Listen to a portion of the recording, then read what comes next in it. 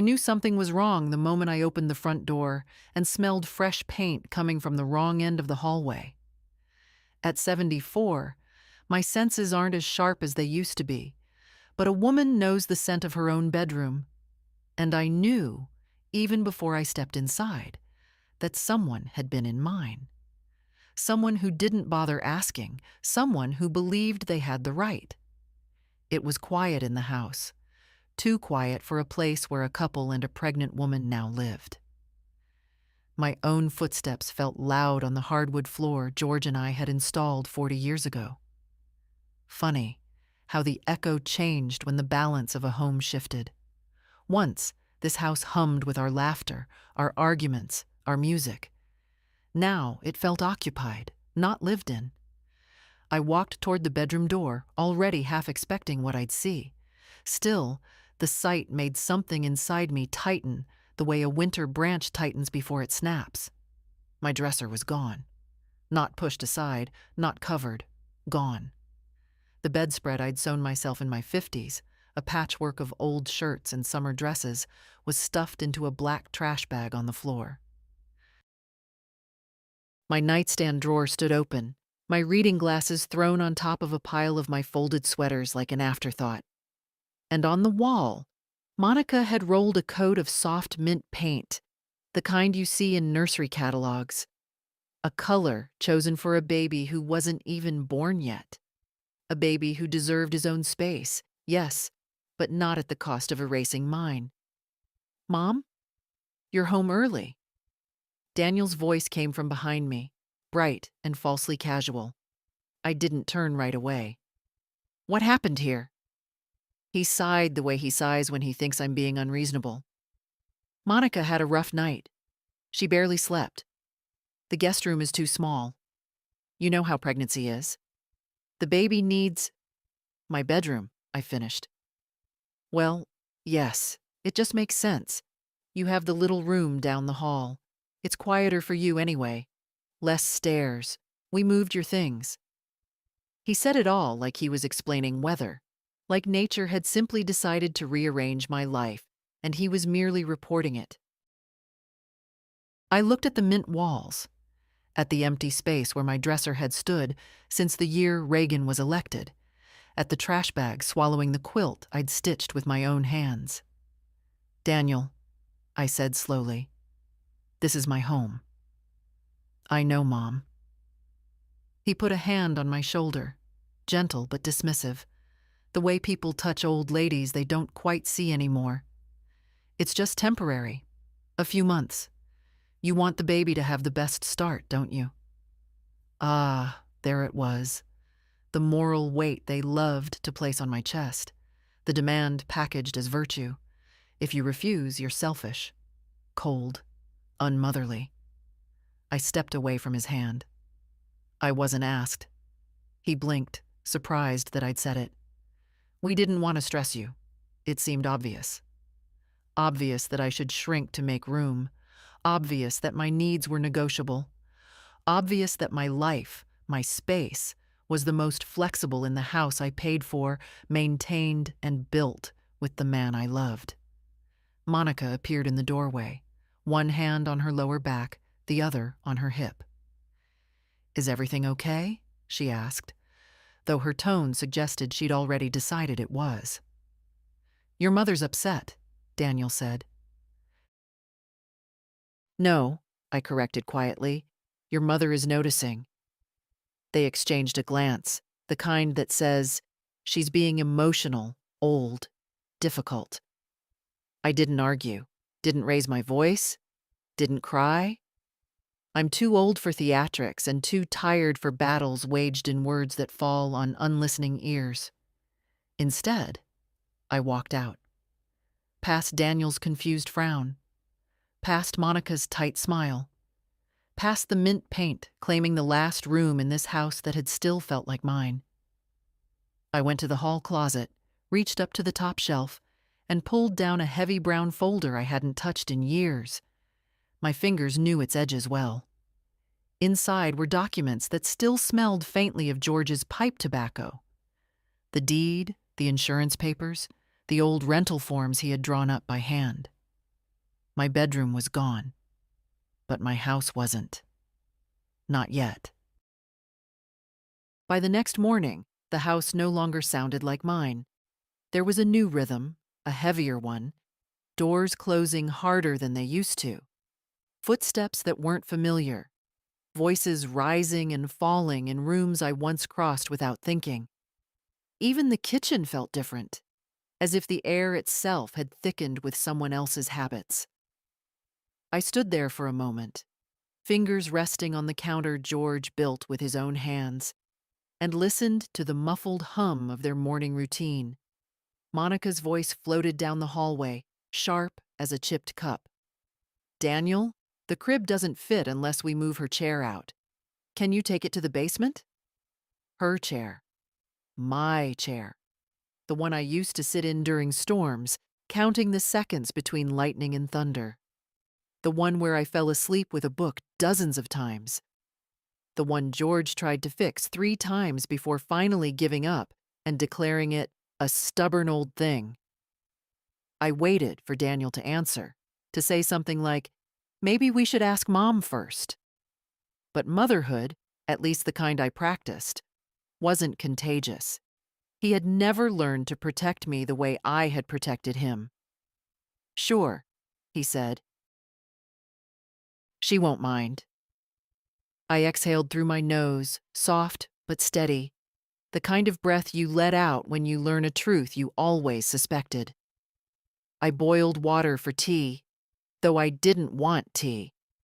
I just wanted to hear a sound that belonged to me, the whistle of the old kettle, the familiar clank against the stove, something that hadn't yet been replaced or removed. From the hallway came more movement. Monica entered the kitchen wearing one of my aprons, tied wrong, the bow lopsided. She opened my cupboards like they were hers, stacking glasses in new places as if she wanted to erase the memory of where I kept things. "Morning," she said. Not unkindly, not kindly, just the kind of greeting people use when they expect nothing back. "Morning," I replied. She reached for my teapot, the one George bought me on our 30th anniversary. A small porcelain thing with hand-painted violets. I moved a little closer to the counter, not touching anything, simply standing in a way that made her pause. "Oh," she said. "Were you using this?" I was. Her hand hovered, then withdrew, not out of respect, but out of impatience. "I'll just use the other one," she said, already turning to the cupboard. There was no other one. She meant the cheap metal pot she'd brought with her, the one she'd placed on the top shelf, as if preparing the kitchen for new management. Daniel wandered in moments later, smelling of aftershave he only wore when he wanted to appear responsible. "Mom, we need to keep things more organized," he said, while opening drawers that had never bothered him before. "With the baby coming, it's important that we keep the place tidy." "Tidy," Monica echoed, glancing at my teapot as though it were a pile of dirty socks. "Strange how people can live in your house and still manage to make you feel like the intruder." I poured hot water into my cup. The steam curled up, warm and familiar, brushing my face like an old friend. For a moment, I let it calm me. Daniel leaned against the counter. "Mom, we were thinking, since you're moving to the small room anyway, maybe it's time to go through some of the old stuff, declutter, donate.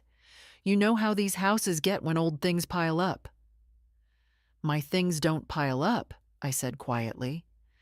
He blinked, as if surprised I'd spoken at all. "I'm just saying it would help us. Help the baby." The baby. The great justification. The umbrella excuse that never seemed to get wet no matter how much rain it caused. Monica chimed in, rubbing her belly in that theatrical way she did whenever she wanted the moral upper hand. "We need space, Martha. Babies come with so much. It's overwhelming." I looked at her, at the apron tied poorly around her waist, at the way she kept adjusting the kitchen as if trying to rearrange the house into a version she could own. "It's temporary," Daniel added quickly. "Just a few months. You'll hardly notice the changes." I noticed everything. I noticed that Daniel had moved my chair without asking. I noticed that Monica had shifted my spices to a different shelf. I noticed that my slippers, which I always kept near the back door, were missing. And when I later found them in the laundry room, wet from being placed on top of a load of Monica's clothes, I realized the change wasn't careless. It was deliberate. A slow pushing, a quiet erasing. I stood there, holding my cup, feeling the weight of the old brown folder tucked safely in my closet. The documents inside weren't loud or confrontational. They didn't shout or accuse. They sat quietly, patient, powerful, waiting for me to decide. "Breakfast?" Monica asked suddenly. She'd already taken out her cereal, her almond milk, her bowl, the one she'd bought and insisted on bringing into my kitchen. "No," I said. "I'll eat later." Daniel exchanged a look with her, the kind children share when their elderly mother starts showing signs. I saw it, I understood it, and I let it pass right through me. Old age is not blindness, nor is silence weakness. I carried my tea to the small room, my new room, and closed the door behind me. The handle clicked softly, not in despair but in decision. If they wanted to treat me like a guest, I would treat them like tenants. The third morning began with a sound I had never heard in my own kitchen before. Someone slamming a cabinet door hard enough to rattle the plates inside. At first, I thought one of the hinges had finally given out, but then Monica's voice cut through the house, sharp enough to scratch the wallpaper. "Daniel, did you tell your mother we need the top shelves cleared? I can't reach anything in this kitchen." There was a pause. Silence thickened, as if even the walls were waiting. Then Daniel's irritated whisper, "Keep your voice down. She'll hear you." "I want her to hear me," Monica snapped. I stood by the bedroom door, my new bedroom, a space barely big enough for a twin bed and a narrow dresser I didn't remember owning, and wrapped my sweater around my shoulders. The mornings felt colder now. Not because of the weather, but because the house didn't breathe with me anymore. It breathed with them. I stepped into the hallway just as Monica stormed past, carrying an armful of my cookbooks, ones she'd apparently decided were clutter. Old hardbacks with broken spines, some with George's notes in the margins. She held them like junk she'd found in the attic. "Morning," she said flatly, not slowing her pace. "Morning," I answered. "Where do you want these?" she asked, not waiting for my reply. "Actually, never mind. They don't fit the aesthetic of the kitchen." The aesthetic of my kitchen. Her words landed with the kind of indifference that bruises rather than cuts. She walked toward the hall closet and shoved the books onto the floor, scattering them like unwanted mail. One slid across the hardwood and bumped softly against my foot. I bent down to pick it up. It was the family bread book, the one George gave me when we first married, because I'd been determined to learn to bake the perfect crust. I ran my fingers over his faded handwriting. "Half cup more water next time. Gee." My throat tightened. Daniel entered the hallway, already stressed, already apologizing for her with his eyes. "Mom, she's nesting. It's a pregnancy thing. Don't read into it." "I'm not reading into anything," I said. "I'm reading what's right in front of me."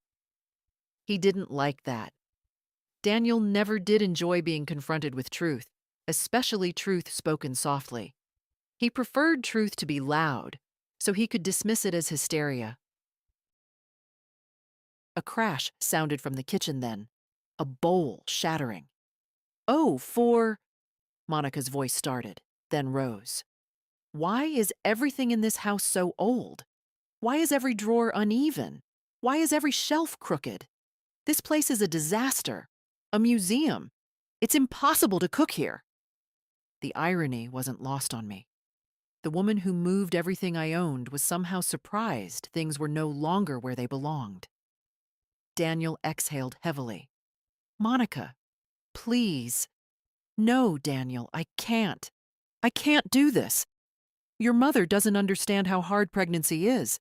She doesn't understand what it's like to prepare for a baby in a house that fights you at every turn." I stepped into the kitchen doorway. "The house isn't fighting you, Monica.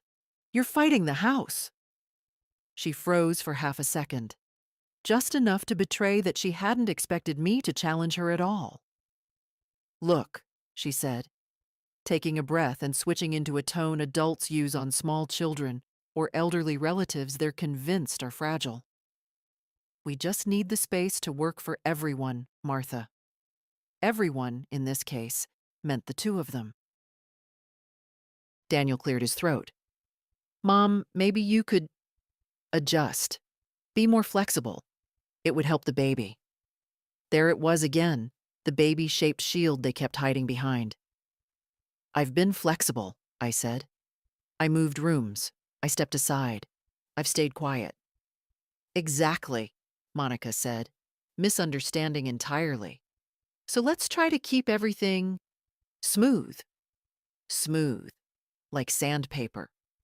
I looked around the kitchen, at the jars she'd rearranged, at the spices she'd thrown into different drawers, at the apron she'd hung on the hook where George's old cap used to rest. None of it was mine anymore. Not the placement, not the order, not even the air.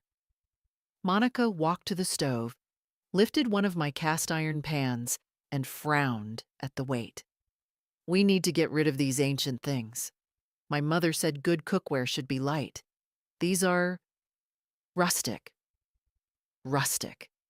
The pans. George seasoned by hand. The pans that had never failed me. The pans that had cooked every Sunday dinner of our marriage. Daniel rubbed his forehead. "Mom, don't make that face." "I'm not making any face." "You're judging." "I'm observing," I corrected him. Monica slammed the pan down. "This can't continue. We need order, predictability, harmony." "And we can't have harmony if someone keeps leaving the kitchen messy." Messy. My kitchen. I had to steady myself on the edge of the counter. The room felt tilted somehow, not from age, but from misuse, like a book one tries to read upside down. "Monica," I said, "if there's something out of place, it's because you moved it." She scoffed. "Well, maybe the new layout makes sense. Maybe it's time you accepted that things need to change." I didn't answer.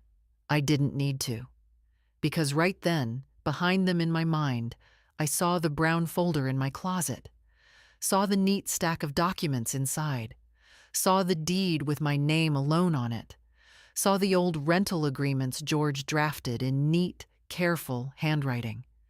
Monica was still talking, something about modernizing and a fresh start. Daniel was nodding, helpless and distracted. The two of them moved around the kitchen like they owned it. And I stood there, quiet, still, remembering something I'd almost forgotten. Ownership doesn't shout. Ownership doesn't fuss. Ownership waits, softly, patiently, until the day it speaks. It happened 3 days later, in the afternoon, when the house was glowing with that pale winter light that makes everything look honest, even things you wish would stay hidden. I'd just finished folding laundry in the small room they now called mine, though it felt more like a borrowed corner of my life. The door was half open, letting in the smell of fresh paint from the hallway. Mint again. They were coating everything in that color. I heard them before I saw them. Daniel's low voice, Monica's sharper one, both walking with the slow, self-important steps of people coming to deliver news they believed would sound reasonable. "Mom?" Daniel knocked once, then opened the door without waiting. They did that often now, as if doors were only symbolic. Monica stepped in behind him, holding a stack of papers and a measuring tape. Her hair was pulled into a tight bun, her face composed in that serene expression pregnant women sometimes use to mask irritation. I could already tell this wasn't going to be a conversation. It was going to be an announcement. Daniel cleared his throat. "We need to talk about the baby's room." I kept folding my dish towels, aligning the edges the way George used to like. I didn't look up. Not because I wanted to ignore them, but because I wanted to enter the moment slowly, on my own terms. "The nursery," Monica clarified, taking a small breath. "We've thought a lot about it. And we think," she glanced at Daniel, who nodded, "your old bedroom is the best choice." I folded one more towel. "My old bedroom," I repeated. "Yes," Monica said, overly patient. "It's the perfect size. The sun comes in from the east, and the closet is big enough for the baby's things, much bigger than the guest room storage." Daniel added, "It's also quieter, for naps." I set the towel down on the bed. "And where exactly am I supposed to sleep?" "In here," Monica said, gesturing around the cramped room that barely fit my bed and a lamp. "It's cozy, and you're close to the bathroom. At your age, that's convenient." My age. An invisible weight pressed against the back of my ribs. Not anger yet, just awareness, like the first tremor before a storm. Daniel must have sensed the shift in the air because he spoke up quickly, as if to soften the blow. "Mom, be reasonable. Babies need space. This is temporary. Once we get our feet under us, we'll move out. You know we will." I looked at him then. Really looked. The boy I once pushed on swings until my arms ached. The young man who used to call home just to hear my voice when he first moved away. Now standing in front of me with the posture of someone who believes his needs outweigh everyone else's. "Temporary," I echoed. "But you've already been here 3 months." Monica bristled. "We told you. The housing market is impossible right now, and with the baby." "Yes," I said softly, "with the baby." A phrase now used to justify the removal of walls, boundaries, and, apparently, my existence. Monica stepped closer, placing the measuring tape on my dresser as if she were marking territory. "We need to start moving things today. I already bought the crib. It's being delivered tomorrow morning. Daniel will move your boxes." "Boxes?" I asked. She hesitated for only a moment. "We packed up a few of your things. We thought we were being helpful." I imagined her hands in my drawers, touching the scarves George bought me, the photographs I kept tucked between books, the letters from my sister I never showed anyone. Strangers in my memories. Daniel smiled the way people smile when they're hoping to defuse a bomb they just built themselves. "Mom, it's all going to be fine. Let's not make this difficult." There it was again. Difficult. A word children use when their elders dare to have a spine. I walked to the dresser and gently lifted the measuring tape off its surface. Its cold metal edges dug into my palm. "Monica," I said, keeping my voice level, "did you clear this with me? Did you ask me before moving my things?" She blinked, confused at the idea that consent might be required. "We didn't want to overwhelm you. Change is hard for older people." Older people. My hands tightened around the tape. Daniel took a step toward me. "Mom, you're blowing this out of proportion. It's just a room." "No," I said quietly. "It's not just a room. They both waited. I let the silence sit between us long enough that even the dust motes seemed to pause in the air. "That room," I continued, "is where your father lay for 3 days after his surgery, and I sat beside him every hour. That room is where I wrote letters I never sent, where I prayed for you when you were sick at 16, where I learned to sleep alone after George died. It is not just a room." Monica's expression tightened into something brittle. "Well, sentiment doesn't solve practical problems." Daniel nodded. "We need the space." I breathed in, slow, calm, controlled. Then I stepped past them and walked toward the hallway. They followed, assuming I was walking away in resignation. Instead, I went straight to the hall closet, reached up, and pulled down the heavy brown folder, the same one I had taken out days earlier, but now with purpose. I turned around. "Since you need space," I said, "we're going to talk about terms." Daniel frowned. "Terms?" Monica crossed her arms. "What terms?" I opened the folder just enough for the edge of the deed to show. "The terms," I said, "of living in my home." Their faces shifted. First confusion, then disbelief, then the first faint flicker of fear. "We'll continue this in the kitchen," I added. "And this time, you will listen." I walked ahead of them, the folder under my arm like a quiet declaration. If they wanted to claim my bedroom, my walls, my life, then they were about to learn exactly whose roof stood over their heads. By morning, the mint paint had dried.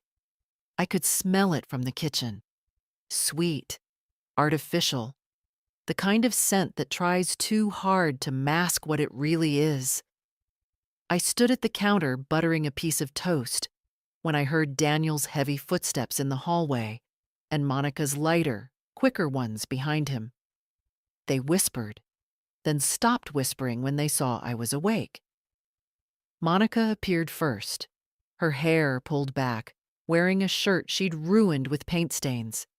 She looked strangely triumphant, as though she'd won a battle I didn't remember fighting. "We made a lot of progress last night," she announced, without waiting for my response. Daniel stepped in and leaned against the doorframe, rubbing his eyes. "Mom, the room looks good. Really good. You'll see." I didn't answer. I placed the toast on a plate, added a slice of peach, and sat down. There is a power in silence when you've earned your years. Monica sighed as if patience itself were an inconvenience. "We painted your old room," she said, voice bright enough to grate. "It looks so much lighter now. Peaceful. Perfect for a baby." She waited for praise, or acceptance, or some kind of concession. When none came, she pressed on. "And we moved your things into the small room. We tried to keep everything organized." Tried. Such a generous word. I rose from the table and walked toward the hallway. They followed me, Daniel already preparing explanations. Monica, wearing a determined smile like armor. My old bedroom door was open. The morning sun fell across the floorboards, illuminating a room that no longer belonged to me. The soft mint walls looked even paler in daylight. The quilt I'd made was nowhere in sight. The rug George loved, the one we'd bought on our honeymoon, was rolled into the corner like an afterthought. And then I saw it. My dresser. It wasn't gone this time. It was open. Gutted. Drawers pulled out, half empty. My scarves tossed in a plastic bin. My jewelry box moved to the floor, lid crooked, the necklace George gave me on our 10th anniversary tangled with Monica's hair ties. Something inside me went still. Stillness, I've learned, is not always calm. Sometimes it is the exact moment before something changes forever. Daniel stepped forward, lifting his hands as if calming a startled animal. "Mom, don't make that face. It's just things." You still have them, Monica chimed in quickly. We didn't throw anything away. Not yet. Not yet. I walked to the dresser and picked up the jewelry box. My fingers brushed the small silver clasp. My hands shook, not from age, but from insult, from intrusion, from the quiet violence of being treated as though nothing that belonged to me mattered, unless it was useful to them. You opened my drawers, I said softly. Daniel shifted his weight. We needed to sort everything. For the baby. Always the baby. The shield. The justification. The reason to take, rearrange, erase. Monica crossed her arms over her stomach. I don't understand why you're so upset. We're doing all of this for your grandson. He isn't born yet, I replied. And when he is, she shot back, he'll need space. He'll need peace. Not clutter. Clutter. I looked slowly around the room, at the mint walls, at the crib parts laid out, waiting to be assembled, at my belongings shoved aside to make room for someone who wasn't even here yet. My things are not clutter, I said. Monica rolled her eyes. We're trying to make this house functional.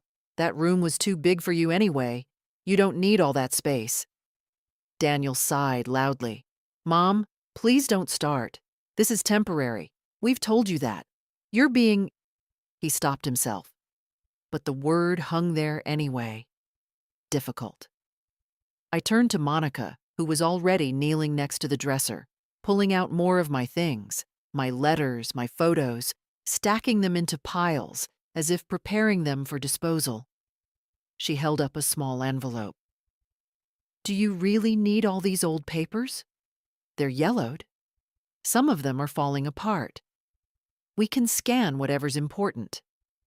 She didn't open the envelope, but she handled it carelessly, bending the corner. That envelope held the last letter my sister ever wrote me. I hadn't read it in years, but it was mine. Put it down, I said. She blinked at my tone. I'm just organizing. Put it down. Her lips tightened. Slowly, she returned it to the pile. Daniel rubbed the back of his neck. Mom, we appreciate everything you've done for us. Let's not make this harder than it needs to be. I looked at him, my son, grown, tired, stressed, but not blind. He knew. Deep down, beneath the excuses and justifications, he knew what they were doing, and he was choosing convenience over respect. That choice has a cost. I reached for the jewelry box again, then turned and walked out of the room. Quiet, controlled. But this time, my silence wasn't surrender. In the hallway, the sunlight fell across the wooden floor, catching on a small scuff mark near the closet. George made that mark years ago, dragging in a heavy toolbox after fixing the back stairs. I remembered him cursing under his breath, then laughing when I teased him about always denting something. I opened the hall closet and took down the brown folder once more, holding it carefully. The edges felt firm in my hands. Steady. Trustworthy. Behind me, Monica's voice floated down the hallway again. Should we move her armchair next? It's too big for that small room. I closed the closet door gently, the latch clicking like a heartbeat. They had finished taking my bedroom. They were not going to take anything else. Not my dignity, not my space, not my home. I didn't open the folder right away. I carried it with me to the small room, my new room, and set it on the bed like something fragile. The sunlight slid across the floorboards in a thin, pale ribbon, catching the dust suspended in the still air. For a long moment, I just looked at it. The brown cardboard, the worn edges, the faint smell of cedar from the closet. Then I opened it. The papers inside were exactly where I'd left them years ago. My handwriting, George's handwriting, notes in the margins, copies of things we kept just in case, though back then, neither of us imagined we'd need them for anything like this. The top document was the deed. My name printed clearly, unshared, unchallenged. I ran my fingertip along the ink, slow and careful, as if greeting an old ally. Beneath it were insurance papers, property tax receipts, and a small envelope of photographs I had forgotten were tucked there. Photos of the house when we first bought it, before the porch had been added, before the garden took root, before the walls held 40 years of our conversations and quarrels and quiet forgiveness. I slipped one out. Me and George standing on the front lawn, squinting into the sun, holding the keys. We looked young enough to believe we'd be young forever. My throat tightened. I placed the photo aside and pulled out the last stack. George's rental forms. Drafted by hand, carefully typed later, signed by tenants long gone. He had used them when he rented the back room to students to earn a little extra when Daniel was starting high school. I remembered how proud he'd been of those forms, how he said they made the house feel useful. The signature lines were still blank on some copies. The house might feel useful again. A soft knock sounded at the door, barely a tap. I didn't move. Another tap. Then the door opened slightly, and a face I hadn't seen in months peeked through. Helen Newton, my neighbor from across the street. "Martha?" she whispered. "Are you awake?" I closed the folder instinctively, though she wasn't the kind of woman who'd pry. "Come in, Helen." She stepped inside with that little shuffle she always had, her knees stiff from the cold. She carried a bag of muffins, blueberry, the kind she makes when she's worried about something or someone. "I saw the moving truck yesterday," she said, setting the bag on the dresser. "I thought maybe you'd decided to move, but then I saw it was your son and his wife. They were, well, they were busy." Busy was a kind word for what they were. She looked at me carefully, her eyes tracing the room, the boxes, the way my things had been squeezed into corners.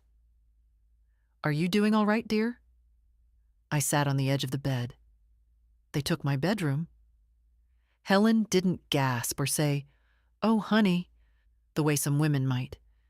She just sat beside me, her hand resting lightly on mine, grounding me. "That room belonged to you and George?" she said softly. "Yes." "And they didn't ask?" "No." She exhaled slowly. "Martha, you can't let them do that. This is your home." "I know." She studied me for a long moment. Not pitying, just seeing. Really seeing. "You're planning something." It wasn't a question. I opened the folder just enough for her to glimpse the papers inside. The deed, the forms, the proof, the... "You remember when George rented the back room to that engineering student? The one who played the saxophone at odd hours?" Helen chuckled. "I remember.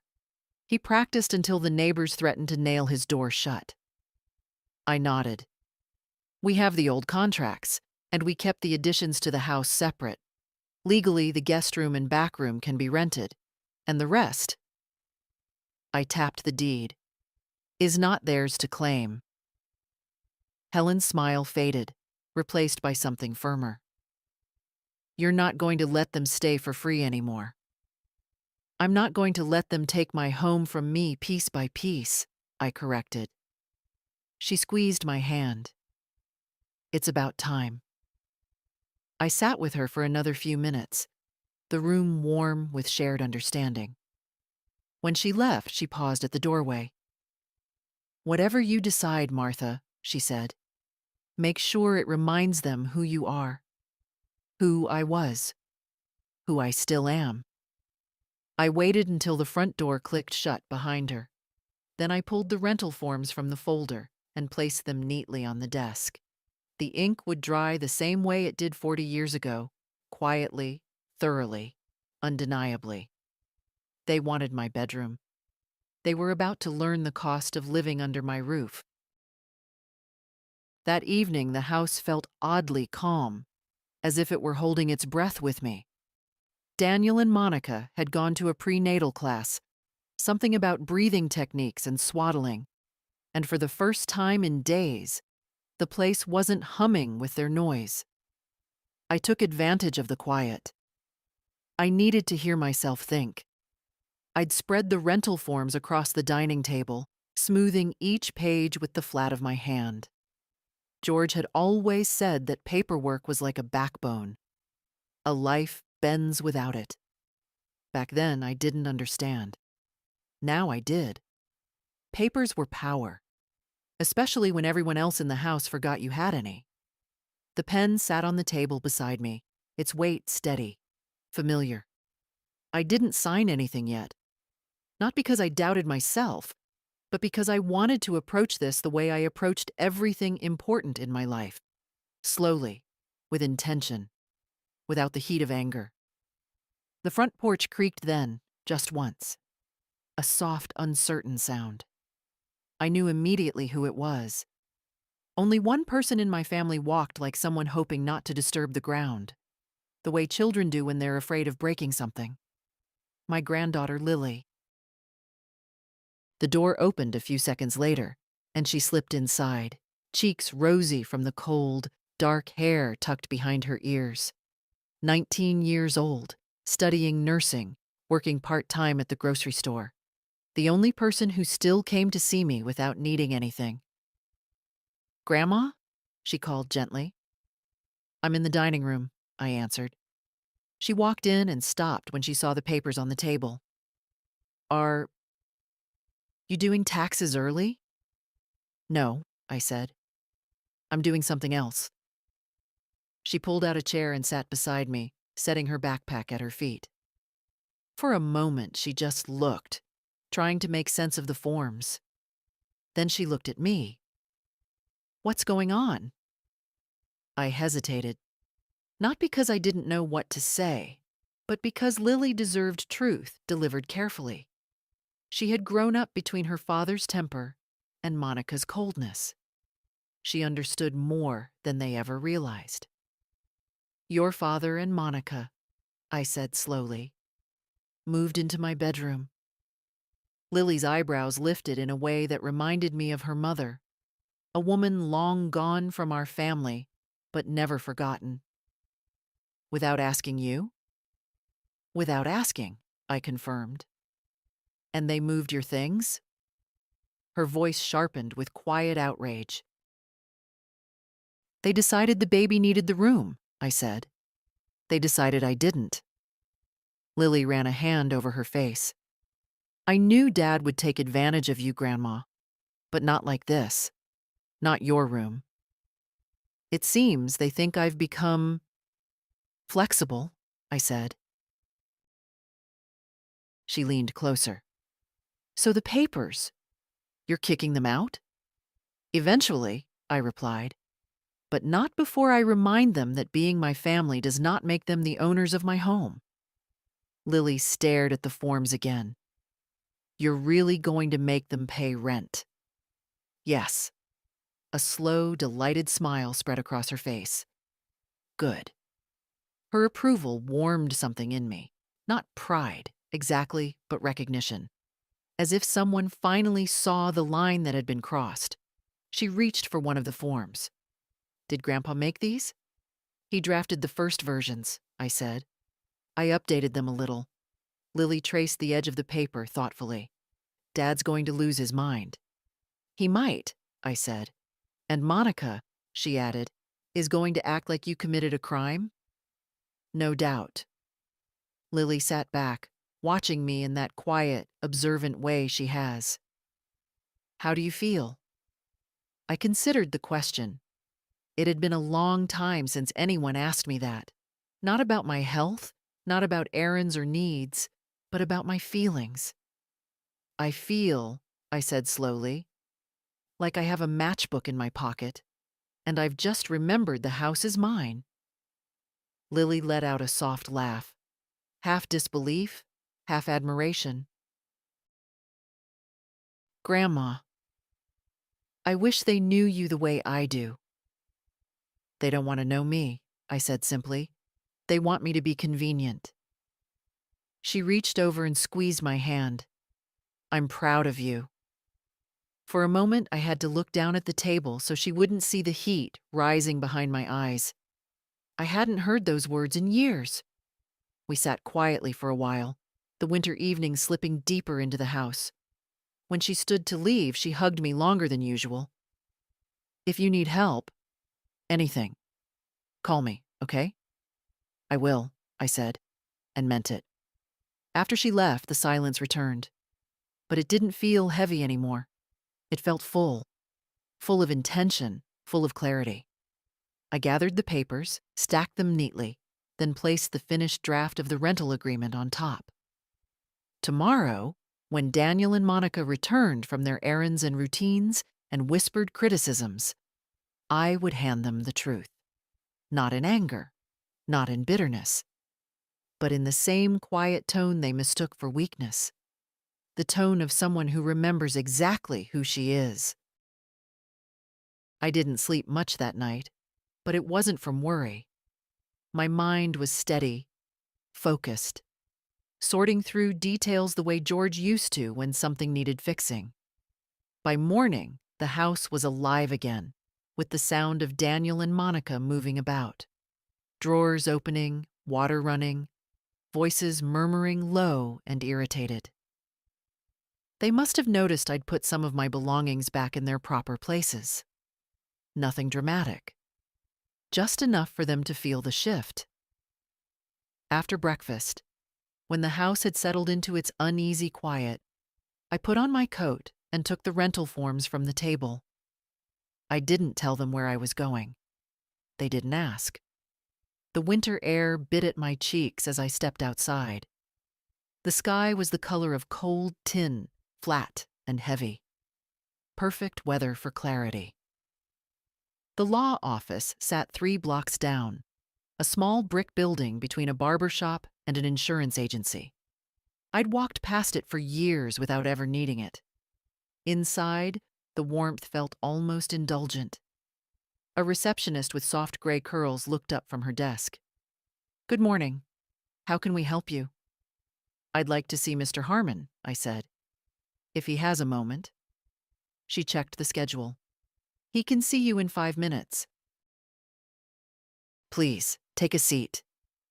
I sat on the couch near the window, holding the folder in my lap. I looked like any other older woman dealing with paperwork. Small, quiet, forgettable.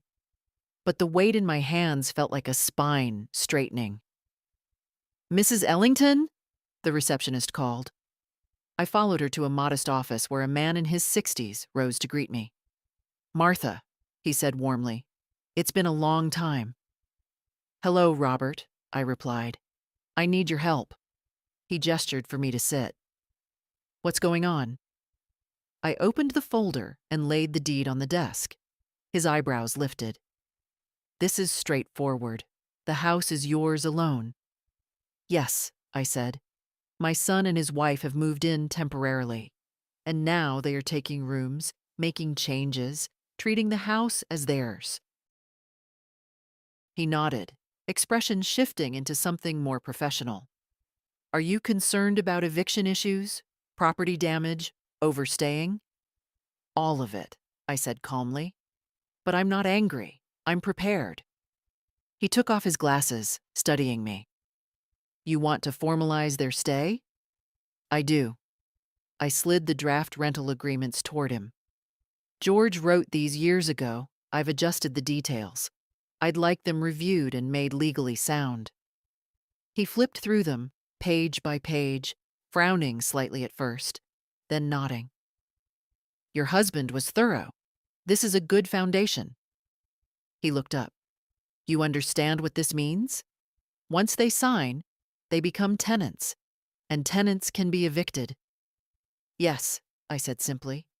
"And if they refuse to sign," he added, We can issue a notice requiring them to vacate within 30 days. That will be necessary. He leaned back, exhaling. You've thought this through. I've had time, I said. More than they realize. He studied me a moment longer, then smiled. Not sympathetically, but respectfully. I'll finalize everything today. Come back this afternoon and I'll have the documents ready for you. You'll need to serve them in person. I will, I said. When I stood, he placed a gentle hand on the folder. Martha, most people don't find this courage at 74. I looked at him steadily. It isn't courage, Robert. It's memory. I'm remembering what belongs to me. Outside, the cold air no longer felt sharp. It felt clean. I walked home slowly, my steps measured, my breath steady. Through the living room window, I saw Monica rearranging my furniture again, her movements brisk and territorial.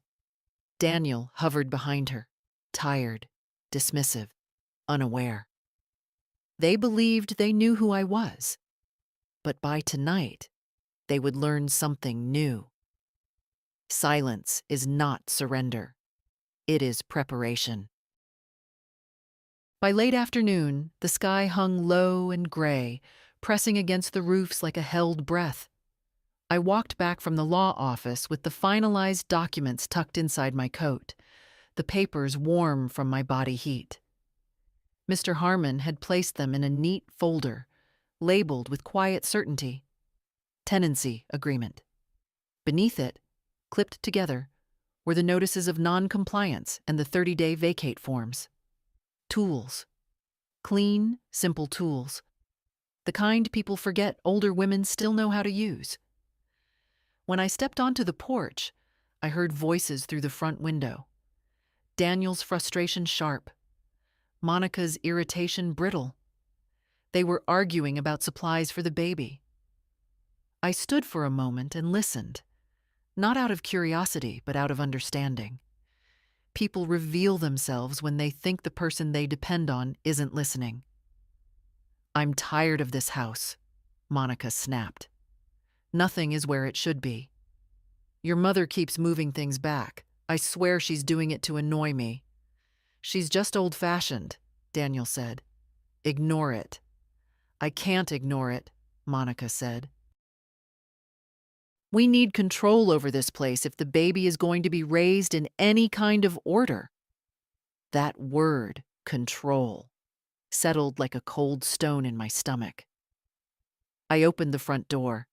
They stopped mid-sentence, both turning toward me with the guilty stiffness of children caught stealing cookies. Oh, Daniel said, forcing a smile. Mom, didn't hear you come in. Clearly, I said, hanging up my coat. Monica crossed her arms. We were just discussing the nursery. I'm aware. I walked past them into the kitchen and placed the folder on the table. Not forcefully, not dramatically. Just with the kind of care one uses when setting down something important. Daniel frowned. What's that? I sat, folded my hands, and nodded toward the chairs. Sit, both of you. The way their eyes flickered, to each other, to the folder, back to me, told me they'd never expected a 74-year-old woman to sound like someone giving orders. They sat, slowly. I opened the folder and slid the first set of documents toward them. The paper made a soft whisper against the wood, quiet, but final. These, I said, are the terms under which you will continue to live in my home. Daniel blinked. Terms? Monica's voice tightened. What is this? A rental agreement, I said. Legally binding, reviewed this morning. You will read it carefully and sign.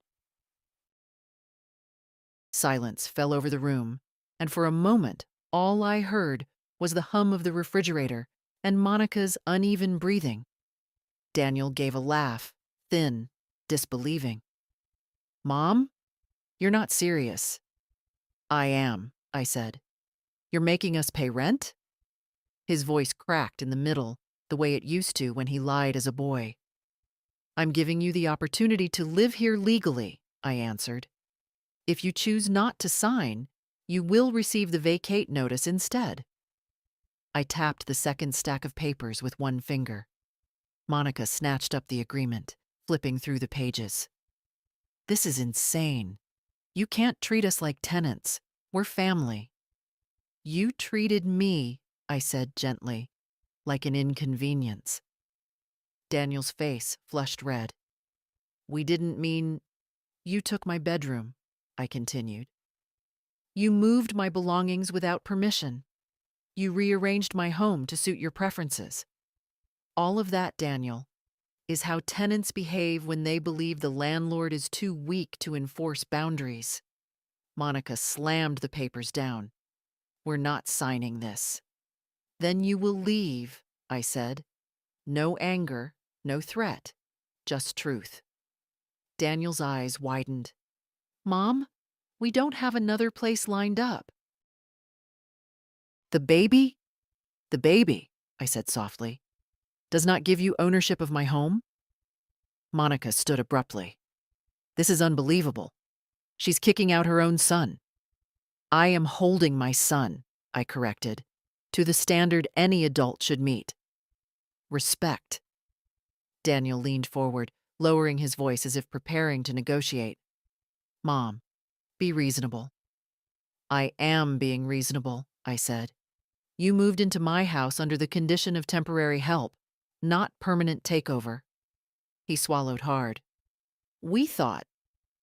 I know exactly what you thought, I said. You thought my silence meant permission.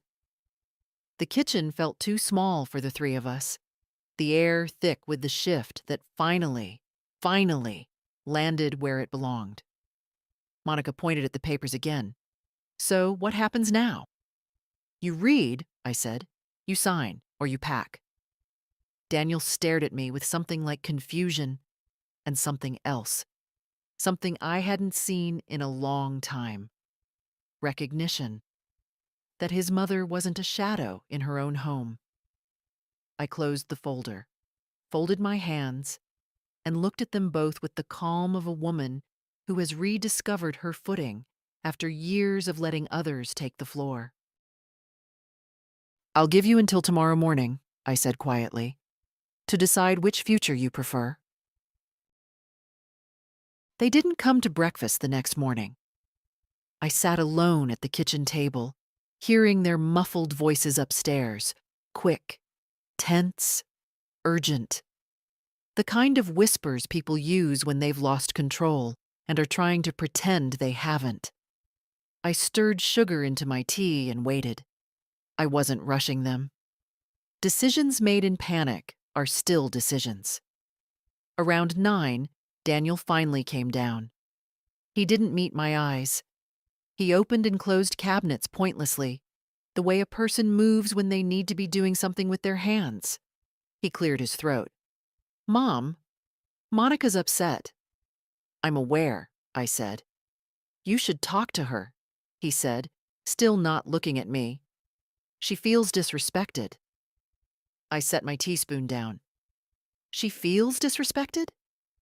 He flinched at the tone, not loud, not sharp, but clear. Clear in a way he hadn't heard from me in years. I'm just saying, he muttered. Things could have been handled better. Daniel, I said quietly, look at me. He hesitated, then did. You opened my drawers. You moved my life into boxes. You took my bedroom because it was more convenient for your child than honoring your mother. Tell me, what part of that was handled well? He swallowed. We didn't mean it that way. I know, I said. You meant it the way people mean things when they assume the other person won't push back. Before he could respond, Monica appeared at the foot of the stairs. Her hair was uncombed, her cheeks blotchy from crying or anger, likely both. She held the rental papers in one hand, wrinkled from being clenched all night. This, she said, shaking the pages, is humiliating. What's humiliating I replied evenly, is being pushed out of my own room without being asked. She marched into the kitchen. We are family. You don't treat family like tenants. You treated me, I said, like a guest you could rearrange. She let out a breath that trembled at the edges. You don't understand how stressful pregnancy is. I need stability, routine. I need my bedroom, I finished. Her lips pressed tight. Yes, because it's best for the baby. I poured myself more tea. And this agreement is best for the homeowner. Daniel stepped forward. Mom, we're asking you to meet us halfway. You crossed the entire house, I said, and then demanded I move the rest of the distance. Monica slapped the pages on the table. Rent? Really? You're charging your own family rent? Yes.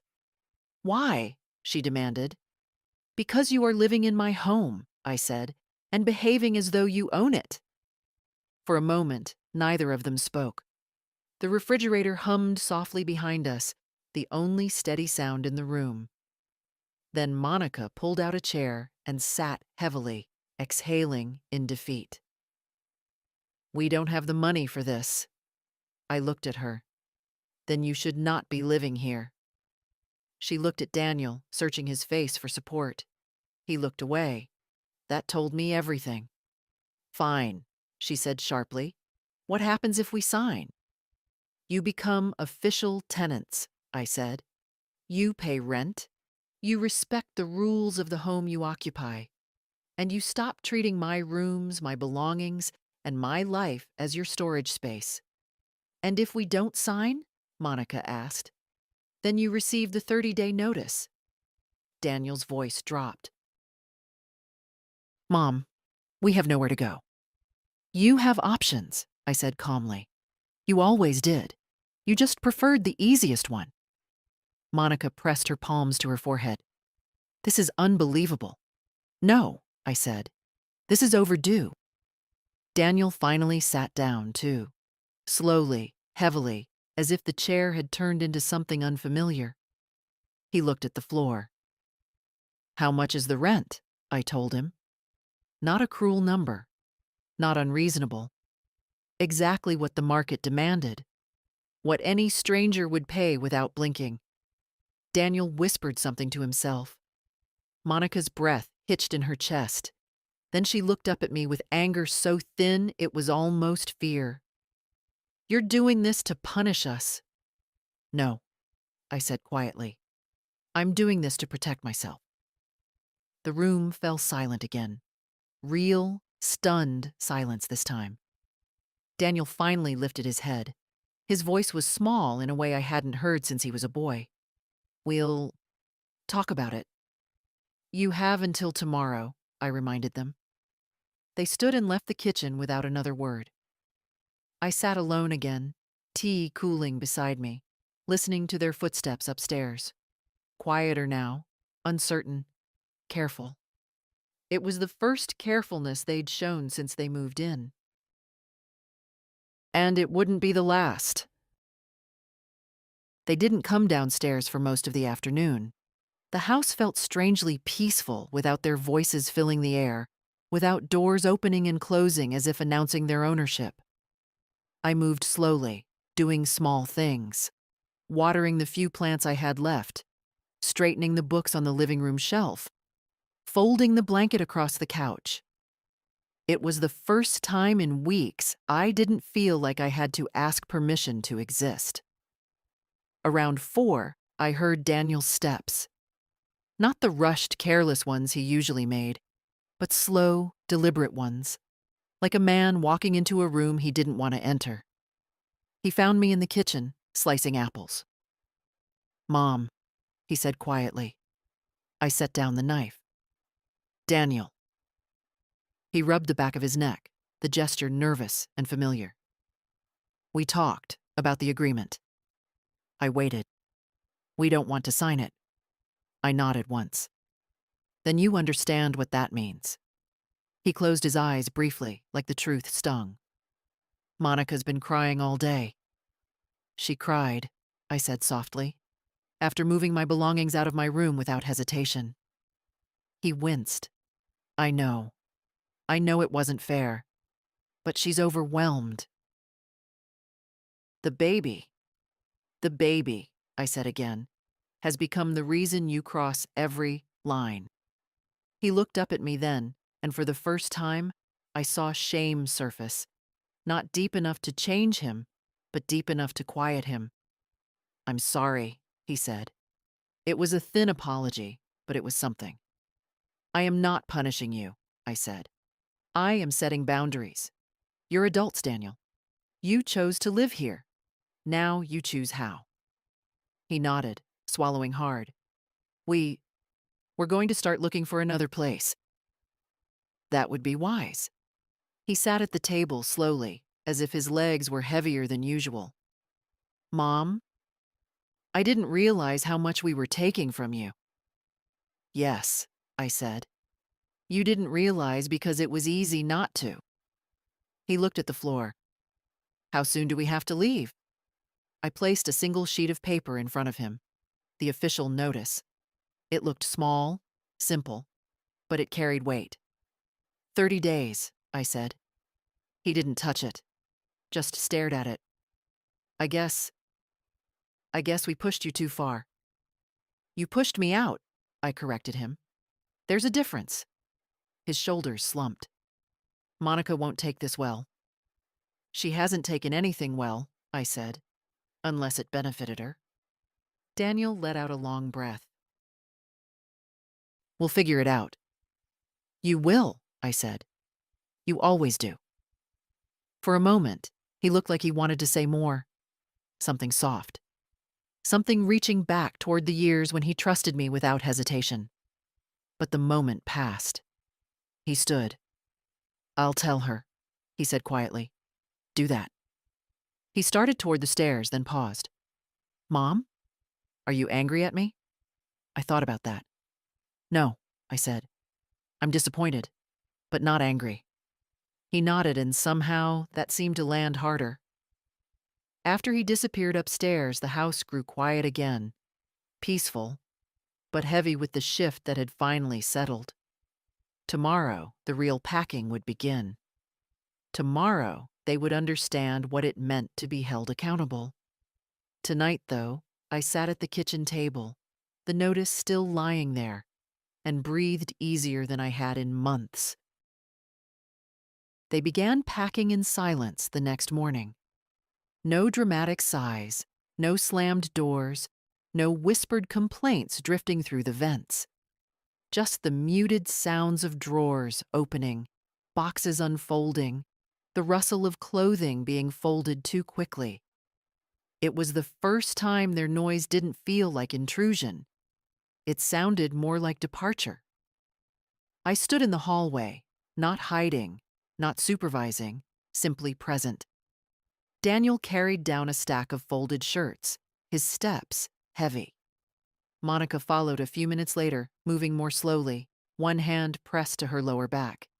Even now, even after everything, I felt a small tug of sympathy. Pregnancy is hard, but hardship never justifies cruelty. She avoided my eyes when she passed me. I didn't stop her. I didn't speak. Some lessons don't need narration. Daniel set the shirts near the door, exhaling. We'll try to be out before the 30 days, he said. We don't want to drag this out. That's wise, I replied. He nodded, then hesitated. We'll clean the room, the big one, before we go. I appreciated that more than I showed. Thank you. Upstairs, their footsteps resumed, slowly, grudgingly. It's strange how the act of packing reveals a person. Monica wrapped only her fragile things carefully. Everything else she shoved into bags. Daniel paused over certain items, an old photo, an old jacket, then tucked them away with quiet regret. Around noon, I made myself a small sandwich. The kitchen felt peaceful again, sunlight catching the rim of my favorite mug. For a few minutes, I let myself breathe in the calm, the way a person inhales deeply after a long-held breath. Then I heard a soft knock at the doorway. It was Monica. Her eyes were swollen, her face pale. She looked younger than she had in weeks, almost like the girl she must have once been before life hardened her edges. "Martha," she said quietly, "can I talk to you?" "Of course," I replied. She stepped inside, holding her hands together the way people do when they're trying not to tremble. "I know you think I'm awful." I didn't answer. She didn't wait for one. "I wasn't trying to hurt you. I really wasn't. I panic when things feel out of control. And this pregnancy has been—" She shook her head. "I don't feel like myself.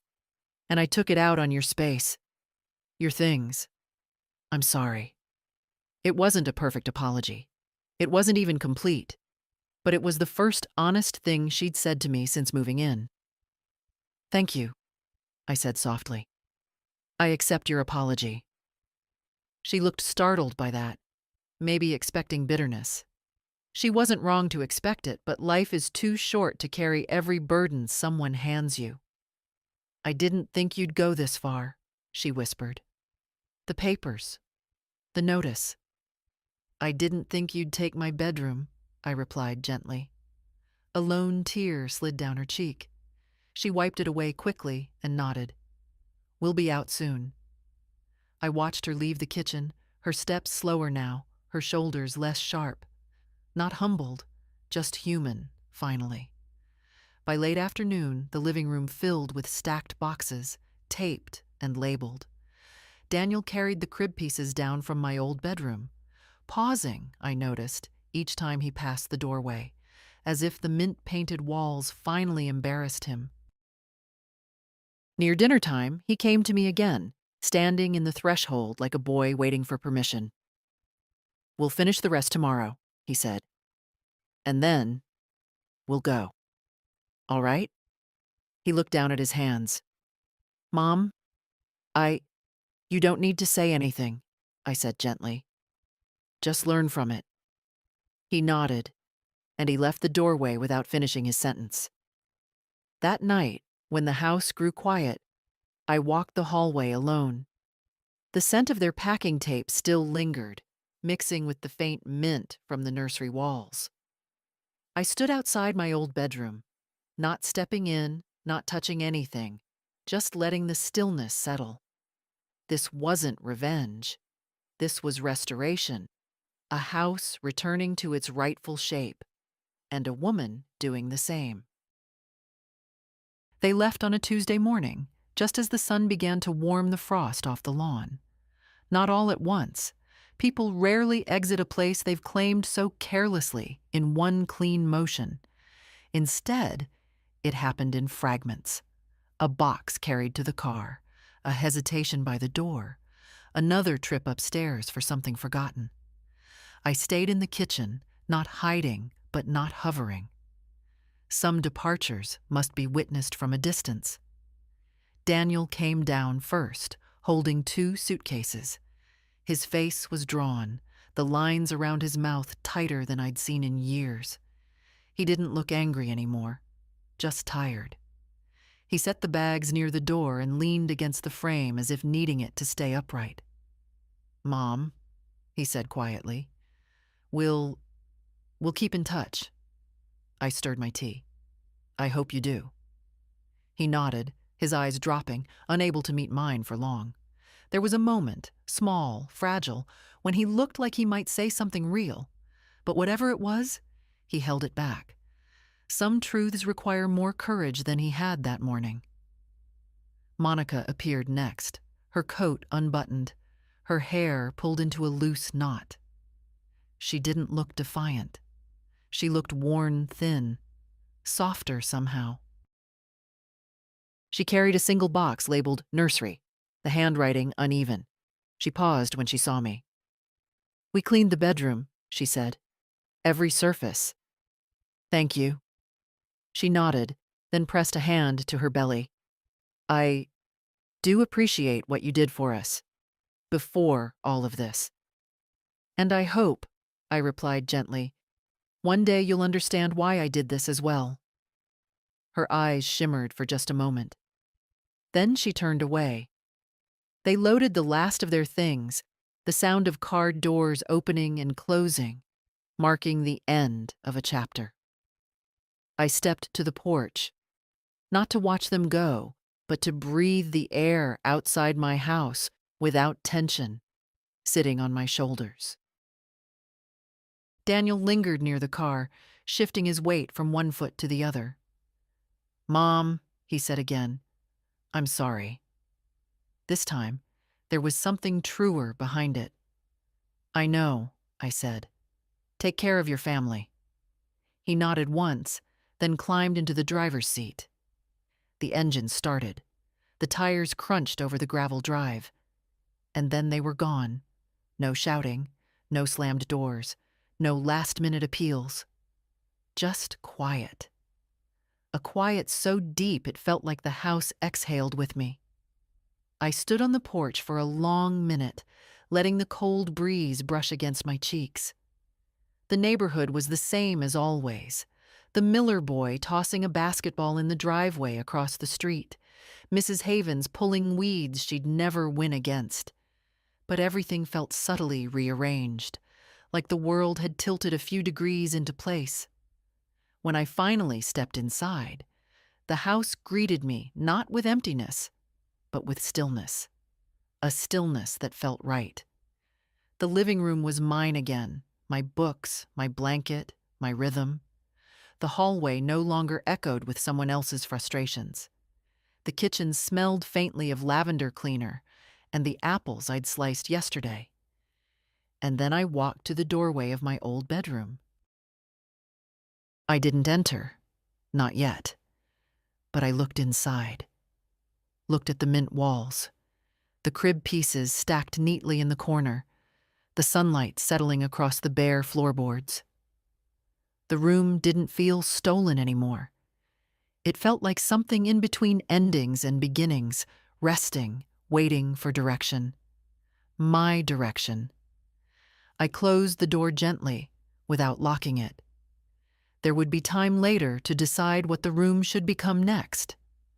For now, I went back to the living room, sat in my old armchair, and let the simple truth settle into my bones. The house was quiet, and so at last was I. Not silenced, simply whole. The first morning alone felt almost unreal. The house wasn't just quiet, it was honest. No footsteps that didn't belong to me, no voices behind doors, no rearranged objects shifting the rhythm of my days. I walked through each room slowly, not to inspect, but to reacquaint myself with the space. A home can forget its owner when too many hands pull at it. In the kitchen, the sunlight fell through the window exactly the way it used to, landing in a soft gold square on the floor. I set the kettle on the stove and listened to the familiar click of the burner. Such a small sound, but for weeks it had been drowned out by someone else's demands. Now it rang clear. I made my tea the way I liked, strong, with honey and a slice of lemon, and sat at the table. No one rushed me. No one commented on efficiency or baby-safe surfaces. The house didn't ask anything of me except to breathe inside it. Later that day, I went to the hardware store and bought a fresh pair of gardening gloves. Mine had gone missing sometime in their stay. I didn't ask who'd taken them or why. Some things aren't worth tracing back. Outside, the soil was still hard from winter, but I raked the old leaves away and trimmed the dead stems from my rose bushes. The simple work steadied me. Dirt under your nails does that. Reminds you you're still part of something living. Midway through pruning, I heard a voice behind the fence. "Martha? That you?" I looked up to see Sam, the college student renting the little studio behind Mrs. Newton's place. He was a polite young man, always waved, always carried his backpack on one shoulder as if he didn't want to appear too comfortable anywhere. "Afternoon, Sam," I said. "You're home early." "Exam got canceled," he replied, smiling. "Mrs. Newton told me your family moved out. House must feel different." "It does," I said. "Quieter, lighter." He nodded thoughtfully. "If you ever need help with anything heavy, lifting boxes or furniture, just let me know. I can pay you back for all the muffins you've given me over the fence." I laughed. Those were hardly debts. Still, his offer lingered with a warmth I didn't expect. It had been a long time since someone offered help without an angle. That evening, I returned inside and sat by the window. I watched the porch light flicker on automatically, glowing over the empty drive. I hadn't seen the driveway empty in months. It felt like a deep breath. The next morning, I found myself reaching for the rental forms again, but not for the reason Daniel had. I realized, sitting there at the dining table, that I had more space than I needed now. More space than a single woman should let sit still. This house wasn't just meant to be defended. It was meant to be lived in. I called the community college and asked if they still needed housing referrals. They did. They always did. Young people needing places to stay while finishing degrees or working part-time. People like the ones who once rented George's back room decades ago. By afternoon, I had printed out 2 simple listings, one for the guest room, one for the upstairs nook that had once been Daniel's study. Reasonable prices, clear expectations. My space, offered on my terms. I placed them on the counter and stood back. The house looked larger than it had in years, wider, like it was stretching after being cramped too long. For the first time since George passed, I felt something I hadn't realized I'd been missing. Purpose, not survival, not endurance, not waiting for someone else's decisions. A quiet, steady forward motion. The beginning of a life shaped by my own hands again. A week passed before I allowed myself to open the door to my old bedroom again. Not because I feared what I'd find, but because healing sometimes needs a little distance. The mint paint had lost its sharp smell. The crib pieces were gone. The room felt empty, but not wounded anymore. Just waiting. I stepped inside and let my hand brush the wall. It was cool beneath my fingers. Still mine, despite everything. I opened the window and let the morning air in. Fresh, crisp, clean. The curtains fluttered, lifting the heaviness that had settled here for months. I didn't rush to change anything. I didn't drag furniture around or try to reclaim it in one sweeping motion. I simply stood in the middle of the floor and asked myself a question I hadn't asked in years. What do you want now, Martha? Not what Daniel expected. Not what Monica demanded. Not what age or grief or loneliness prescribed. Me. I sat on the floor, cross-legged, watching dust float in the sunlight. The house made its soft, familiar creaks, the ones I used to mistake for ghosts after George died. Now they just sounded like an old friend stretching her bones. A soft knock at the front door pulled me from my thoughts. When I opened it, Sam stood there holding a potted plant, something green and cheerful, with broad leaves. "Mrs. Ellington?" he said, smiling shyly. "I heard you were fixing up the place. Thought this might brighten a room." It had been a long time since someone brought something to my door without expecting anything in return. "Thank you, Sam," I said. "Come in." We talked in the living room, about his classes, about the internship he hoped to get in the spring, about the tiny studio he rented where the heat clanked at night. He glanced around the house with a kind of quiet respect. "This place feels peaceful," he said. It didn't, I replied. But it does now. He looked at the rental forms on the table. You're really going to rent out rooms? I am. He nodded thoughtfully. Someone's going to be lucky to live here. After he left, the house settled again, but it didn't feel empty. It felt full of possibility, of open doors and second chances. My steps echoed differently, as if the floors recognized me again. That evening, I placed the new plant on the dresser in my old bedroom.